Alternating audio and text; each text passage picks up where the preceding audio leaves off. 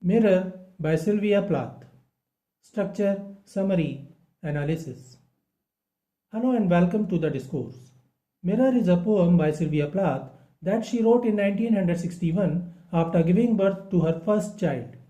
The poem was published in the New Yorker in 1963 and later on it was published in her posthumous poetry collection Crossing the Water. The theme of the poem is time and appearance. The speaker is a mirror who observes an aging woman through its silver and piercing eyes. The woman is troubled by the changes in her physical appearance as she sees aging and decadence.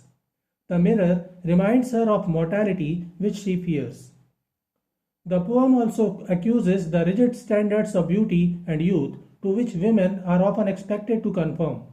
The poem offers an idea of what is important to the female character from the point of view of a mirror, an unbiased speaker.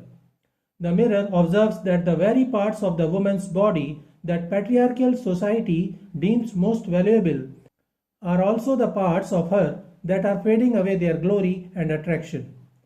The woman is preoccupied by her reflection, reminding the Greek myth of Narcissus, in which a young man grows so transfixed with his own reflection that he dies. It should be noted that Sylvia Plath committed suicide in 1963. The poem also alludes to the fairy tale Sleeping Beauty, where the vain, wicked queen looks into her mirror to ask, "Mirror, mirror on the wall, who is the fairest of them all?" Structure of Mirror. The poem is written in free verse, which means that it has no set pattern of rhythm or rhyme, not even end rhymes. However, there are internal slant rhymes. The poem has two stanzas of 9 lines each. In the first stanza, the mirror introduces itself as the speaker, offering the qualities of a mirror and its unbiased, truthful nature. The second stanza offers an unbiased image of the woman that the mirror sees. The poet has used personification, mirror is the speaker, symbolism, imagery, metaphor, simile, allusion, enjambment, consonance and assonance in the poem. Summary of Mirror. Stanza 1, lines 1 to 4. I am silver and exact. I have no preconceptions. Whatever I see, I swallow immediately, just as it is, unmistaked by love or dislike. I am not cruel, only truthful. The speaker is the mirror, which describes itself as an unbiased, passive rectangle of silver, glass, and a shiny surface that only tells the truth and has no other purpose. Mirrors have no prior knowledge of anything. They simply are. The mirror uses first-person narrative I, suggesting a direct and straightforward voice. The mirror says it swallows immediately whatever it sees, just as it is, without embellishment or deception. In the next line, the mirror says that it is not savage or cruel, it just remains unbiased and truthful. The mirror neither loves nor hates whatever he sees. He remains free of any preconceived notion, suggesting the non-discriminatory nature of the mirror. Stanza 1, lines 5 to 9. The eye of a little god, four-cornered. Most of the time, I meditate on the opposite wall. It is pink with speckles. I have looked at it so long, I think it is part of my heart, but it flickers. Faces and darkness separate us over and over. The mirror expresses itself as the eye of God that sees everything that comes into its view. Like an omniscient God, the mirror gets a multi-dimensional view. Nothing can deceive the mirror. It sees things as they are. Four-cornered is a metaphor suggesting that the mirror is aware of all the 4 dimensions. It also suggests the rectangular shape of the mirror. Most of the time, the mirror meditates on the opposite wall. As an open-eyed, staring sage, the mirror sits contemplatively. In the next line, the mirror suggests its feminine nature. The mirror says that it has observed the pink wall for so long as if it is a part of its heart. The mirror gives the idea that the person using that mirror is probably a woman. Pink is associated with feminine things, but the connection is not that clear.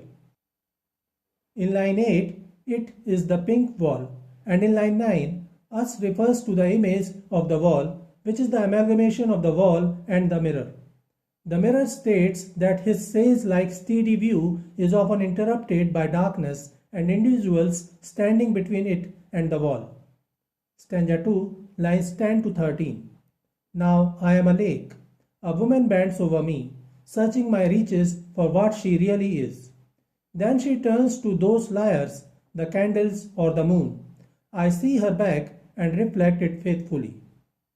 In the second stanza, the mirror expresses itself as a still, fresh water lake. It is a metaphor. The mirror becomes deep, reflective water. Like a mirror, the steady surface of a clean lake offers an exact image or reflection. However, the lake is liquid and so are the tears. The mirror introduces a woman who often sees into the mirror trying to ascertain herself. Because she is looking at a lake and not a mirror, the woman must bend over to see the reflection of her face. She looks at the mirror very closely, delving deep into it, trying to search for the beauty and youth that time has robbed her of. The mirror, the lake, is honest and truthful, but the woman is not satisfied by the truth, or she is afraid of it. The mirror mentions more inanimate objects like candles and moon and calls them liars, personification, because their light can warp sight, often hiding people's blemishes and making them appear more beautiful. Unlike the candle or the moon, who deceive, the mirror or the lake is honest and shows how the woman is. However, the woman prefers light, or the deceivers hiding her aging beauty and blemishes. When the woman is turned away to look at the lying moon and candles, the mirror is still there, reflecting her back, faithfully showing the truth. Stanza 2, lines 14 to 18. She rewards me with tears and an agitation of hands. I am important to her. She comes and goes. Each morning it is her face that replaces the darkness. In me she has drowned a young girl, and in me an old woman rises towards her day after day like a terrible fish. Though the woman prefers deception or wants them, she realizes the truthfulness of the mirror, and that brings tears to her. But those tears are a reward for the mirror. For expressing the truth, the mirror is unbiased. To ascertain herself, the woman rubs the mirror to get a clearer, better reflection, but the mirror is truthful.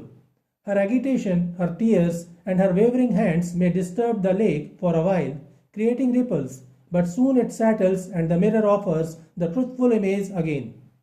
The mirror, and thus the reflection of the woman or her appearance, is important to her, and as it changes, it brings melancholy, depression, and tears to her. The mirror observes how the glow of the woman is turning into darkness.